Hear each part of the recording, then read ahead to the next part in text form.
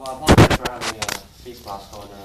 I'm trying not to spread too many germs tonight because apparently I can still speak. I think you can hear me. I'm a bit muffled, and I think if I don't put a face mask on, then I think half the room will be really, sneezing, coughing, gasping for air, like I've been doing for the last 5 days.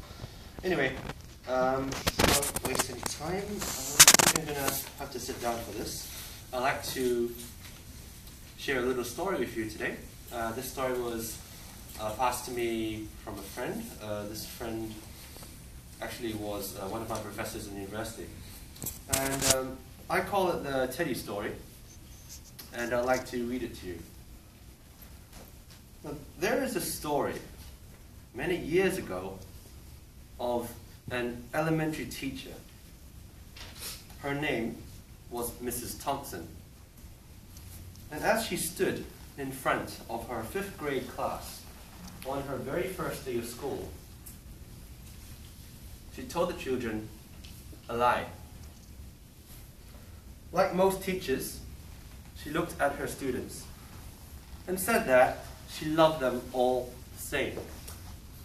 But that was impossible, because there in the front row, slumped in his seat, was a little boy named Teddy Stoddard. Mrs. Thompson had watched Teddy the year before and noticed that he didn't play well with the other children, that his clothes were always messy, and he constantly needed a bath. And Teddy could be unpleasant. It got to the point where Mrs. Thompson would actually take delight in marking his papers with a broad red pen, making bold X's, and then putting a big F at the top of the papers. Now, at the school where Mrs. Thompson taught, she was required to review each child's past records, and she put Teddy's off until last. However, when she reviewed his file, she was in for a surprise. Now, Teddy's 1st grade teacher wrote, "Teddy is a bright child with a ready laugh. He does his work neatly and has good manners. He is a joy to be around." His 2nd grade teacher wrote, "Teddy is an excellent student, well liked by his classmates, but he is troubled because his mother has a terminal illness, and life at home must be a struggle." His 3rd grade teacher wrote, "His mother's death has been hard on him. He tries to do his best, but his father doesn't show much interest, and his home life will soon affect him if some steps aren't taken." Teddy's 4th grade teacher wrote, "Teddy is withdrawn and doesn't show much interest in school.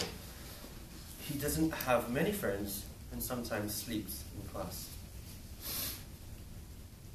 By now, Mrs. Thompson realized the problem, and she was ashamed of herself. She felt even worse when her students brought her Christmas presents, wrapped in beautiful ribbons and bright paper, except for Teddy's.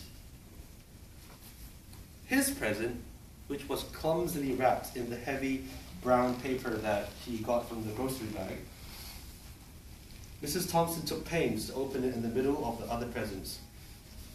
Some of the other children started to laugh when she found a rhinestone bracelet with some of the stones missing and a bottle that was 1/4 full of perfume. But she stifled the children's laughter when she exclaimed how pretty the bracelet was, putting it on and dabbing some of the perfume on her wrist.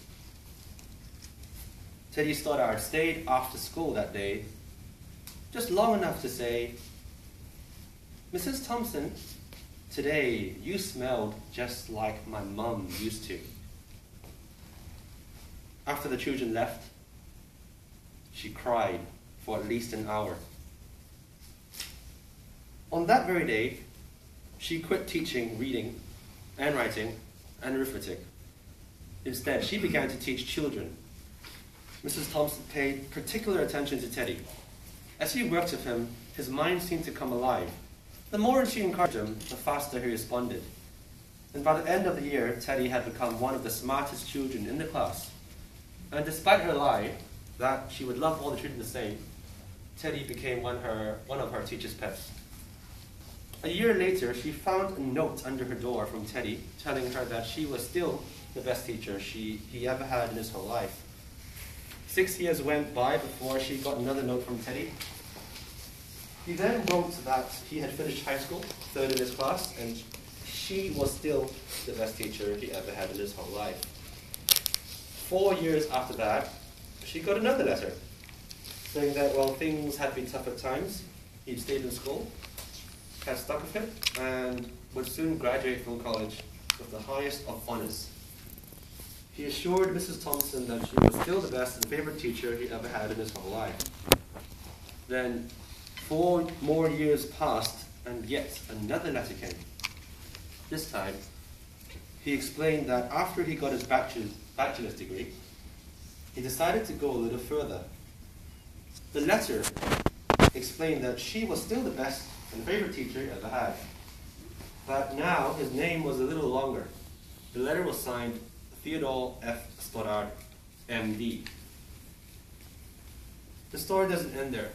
You see, there was yet another letter that spring.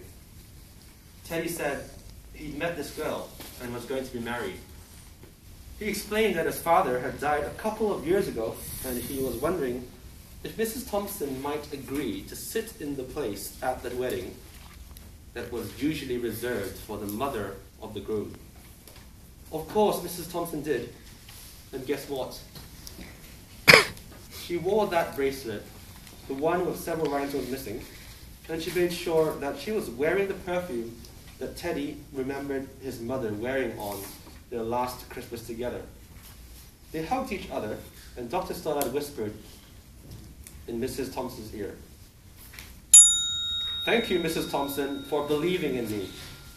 Thank you so much for making me feel important and showing that I could make a difference." Mrs. Thompson, with tears in her eyes, whispered back.